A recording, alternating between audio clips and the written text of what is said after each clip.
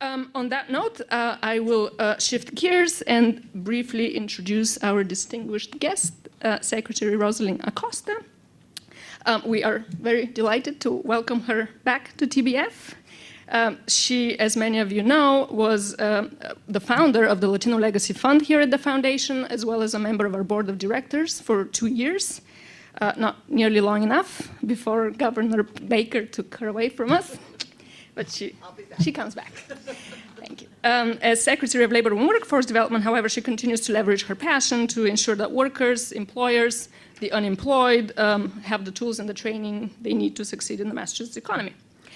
Prior to joining the Baker-Polito administration, she spent over 30 years in the banking industry and has been involved in many civic and community endeavors recognized on numerous lists of influential leaders. And it's now my really distinct pleasure to welcome her to the stage. Thank you. Thank you, Antonia. You know, if this was a Hamilton play, you'd all be sitting up here instead of spread all in the back, but this is not Hamilton, but this is better than Hamilton because today we're actually going to announce, is everybody in the, who knows who the winner is? Just hand raise. Oh, good. Oh, Damon, you know how you're in this. All right, so we're going to definitely have a drum roll when it comes to saying who it is. But first, I got to talk to you about some other things. So thank you for that introduction. It is an honor for me to be back here at the Boston Foundation. Although it was 2 years on the board, spent other years here with the Latino Legacy Fund, and I'm a huge admirer of the work that is being done here in the foundation and the intersection of so many of the important things that we need to think about and the incredible collaboration that TBF has as a thought leader with public officials, with nonprofit organizations, and the education system, of course. So let me just talk to you. I mean, it's, yes, Paul would say that a tight labor market is definitely a terrible thing to waste, which I completely agree with him on. As you all know, we're in a very tight labor market. Unemployment is at 3.5%. And since January of 2015, the Commonwealth has added nearly 180,000 jobs. And a good bulk of that was really in professional, business, and scientific services, which added about 50,000 jobs. We have 50,000 less unemployed people in Massachusetts, and that brings us to the lowest levels in about 17 years. So pretty impressive.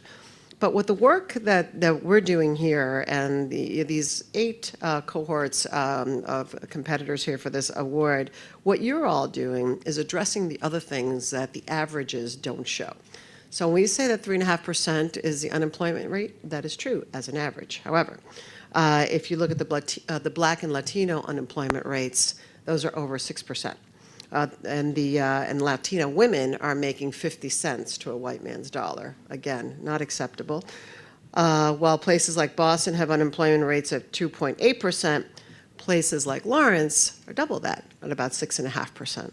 Again, we need to work on that. In order to help bridge those economic divides, in my opinion, there's really no greater tool than the Massachusetts Community College system. And it's a privilege to be with all of you today to celebrate your innovative achievements and to award the Boston Foundation's Deval Patrick Prize for the community colleges. Last year when this was awarded, Deval Patrick actually awarded this prize to Bunker Hill, and I was in the audience cheering them on. One of the things that I admire most about the Boston Foundation, again, it's its ability to make thoughtful strategic investments into civic leadership in Massachusetts, which spans administrations and generations. In 2011, the Boston Foundation released the report offering a set of recommendations to help the community colleges system better align its mission to the needs of a 21st century workforce. And following the release of that report, the Foundation convened the Coalition for Community Colleges to advocate for those changes with our elected officials. The coalition eventually grew to more than 65 organizations, businesses, and community leaders who coalesced behind a set of reforms to optimize the place of community colleges in preparing Massachusetts residents for participation in our workforce. And this was the first time that government, business, and civic leaders had ever convened to stress the importance of community colleges in such a way. And while it might have been the first time, it certainly wasn't the last, as the collaborative workspace model continues to make an impact on the way we operate. One of the things that Governor Baker did when he first took office was to, by executive order, was to convene the Workforce Skills Cabinet. And the Workforce Skills Cabinet is a combination of our Secretary of Education, and Secretary of Economic Development to really work on the future of employment here in Massachusetts and make sure that we're aligning all our grants and all our goals so that we have some common sense policies and the grants are awarded to those that are working in our priority industries.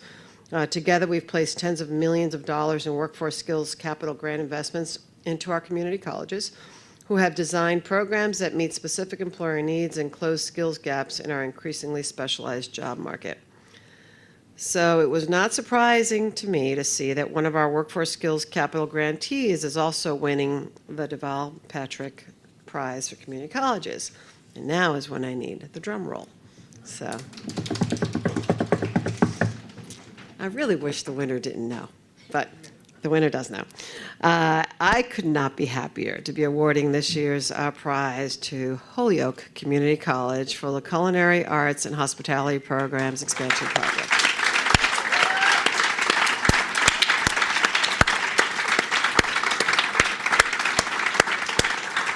Stand here while I talk about you. So the Holyoke Community College Culinary Arts and Hospitality Programs Expansion Project looks to increase engagement and collaboration with businesses within the hospitality industry in Western Massachusetts in order to scale up the size of the sector's labor pool, increase the occupational skills of job seekers and incumbent workers, and develop career pathways. The project has made significant curriculum enhancement efforts to address the remedial needs of students, including a redesigned certificate to help students effectively complete the program within a year, and a new associate's degree in culinary arts. They've also developed and implemented stackable workforce credentials and helped to increase awareness about food insecurity issues in Holyoke and among the college students.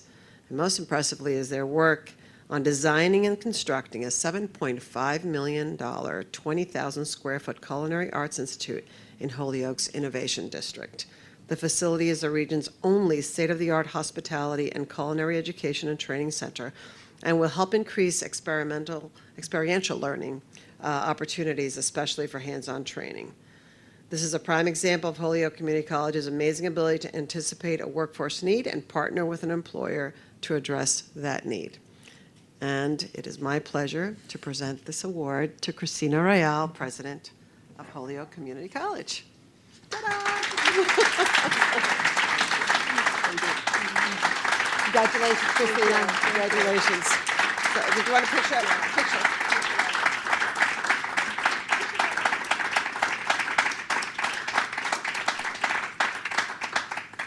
All right, now you're going to say a few words, right? Okay, awesome.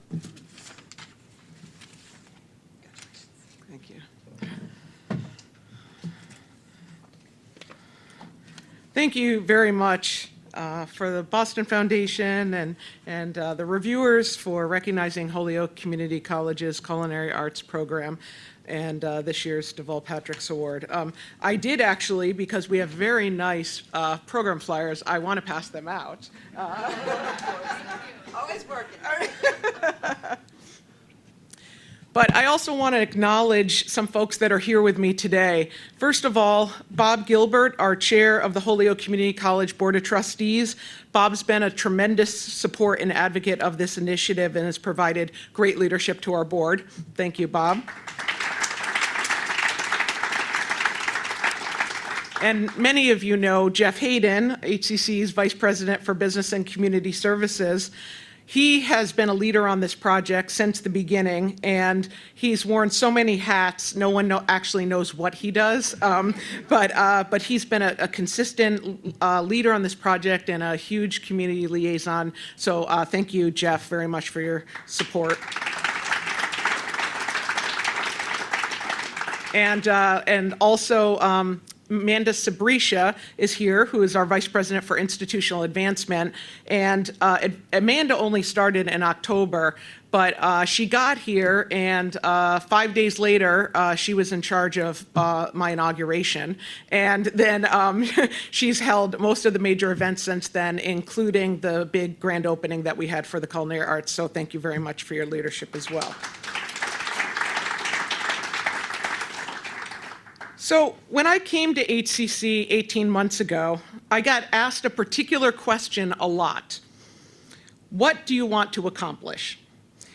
And my answer really stemmed around not just leading a great institution, but that I wanted to help foster growth and change in our communities. And this initiative, in many respects, is the kind of academic and community partnership that leads to transformation within a community. The grand opening we had this past April for the official name is the HCC MGM Culinary Arts Institute, what is also known as the Cubit Building in downtown Holyoke. I happened to speak to a young woman named Erica, who was from the Dean Tech High School in Holyoke, and she was there with some other Dean Tech students who were shadowing HCC students in as they prepared dishes for our guests. And Erica told me that she lived in the projects down the road from this space. And she explained how depressing, specifically using her term, that this area has been, and for her to walk by these abandoned buildings that have no life and feel, and that translates into no future for her. And she said to me, for the first time, I walked past the Cubit building and I saw construction happening, and I was happy and thinking that things are going to get better. And now when I walk past this building, instead of being depressed, I see a future here.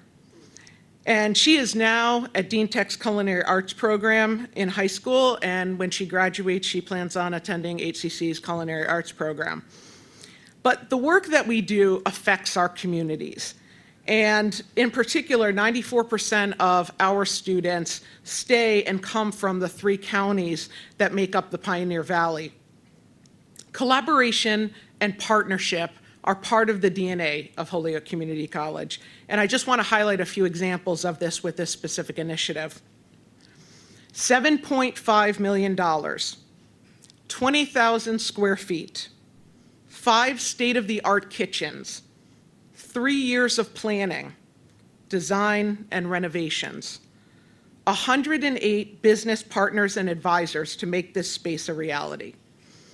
Funding for this initiative has come from multiple entities, and I do want to acknowledge some of them for their support. In collaboration with the City of Holyoke, MGM Springfield provided $500,000 to the HCC Foundation for the construction of this facility.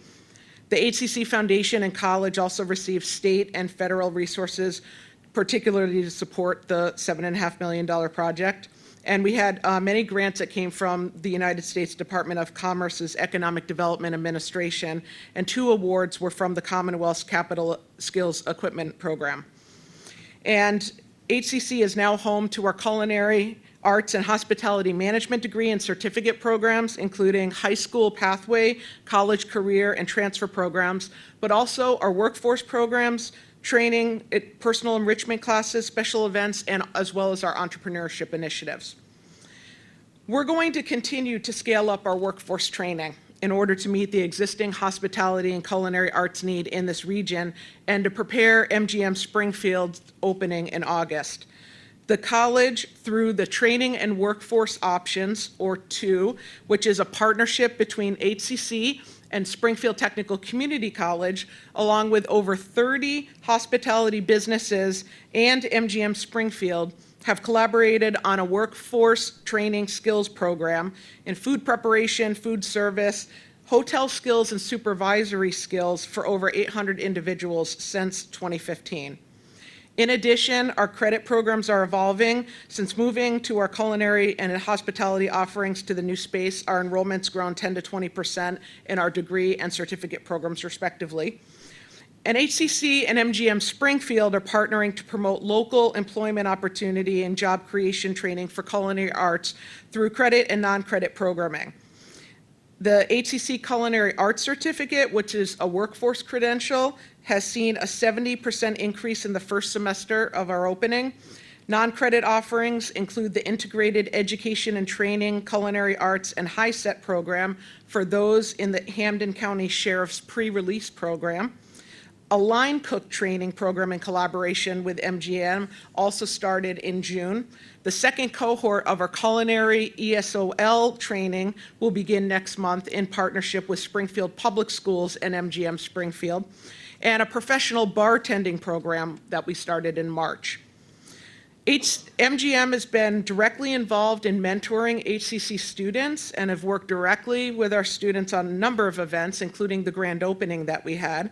And they've also utilized their space for auditions and upper-level hiring needs as well. And while the majority of MGM Springfield jobs will be made this month and next month in preparation for their opening, about a dozen or so students and alumni culinary students from HCC have already been hired by MGM Springfield. The city of Holyoke has also been a significant partner for us on this initiative, as the mayor continues to lead revitalization efforts in the Holyoke Innovation District, where the Culinary Arts program is located. And while we continue to promote the partnership use of this facility and grow our academic and workforce offerings, the Culinary Arts Institute is serving as a catalyst for new partnerships as well. In a recent survey that we conducted, which was sent to 5,500 HCC students, of the students who responded, 16% of the students experienced homelessness, 46% were housing insecure, and 49% were low or very low with food insecurity. This is consistent with the Massachusetts census statistics on a number of school-aged children living in poverty. The national average is 20.7%, and in Massachusetts, it's about 14.5%. But if we look at Hampden County, 43% in Holyoke and 42% in Springfield are food insecure. So in partnership with the city of Holyoke, Nuestras Raíces, which is a grassroots urban agricultural organization based in Holyoke, and the Holyoke Redevelopment Authority, and with a $208,000 investment from Mass Development, we procured 2 self-contained hydroponic shipping containers from freight farms to grow leafy vegetables year-round. These freight containers sit on the adjacent lot next to the Culinary Arts Institute. Academically, this provides new experiential learning opportunities for our students to work with local farmers and Nuestras Raíces. Some of the produce will be sold to HCC MGM Culinary Arts Institute, the HCC on-campus dining services, as well as local restaurants. And some of it will be donated to help feed hungry students on campus and in our local communities. We're planning now in the planning phases for a partnership with local food, local places, and discussing how we can be part of the solution for food justice and food insecurity in our region. We're also launching a healthy cooking class with the City of Holyoke employees, which is sponsored by the city's medical insurer. And clearly, this launch is just the beginning for what's to come as we continue to partner with our business and community leaders and doing our part to help with the revitalization of Holyoke and the Pioneer Valley, not simply for students like Erica, but for all students in our communities. And when we look at students like Carl, who we had here on the panel, and we see the success that he's having in the program, it's a tangible, the most tangible reminder, more than any statistics that we could speak of why these partnerships work and how, when we're working together in collaboration with one another, we get to do much more amazing things than we can do on our own. So thank you again for the Deval Patrick Award. We're very happy to accept this.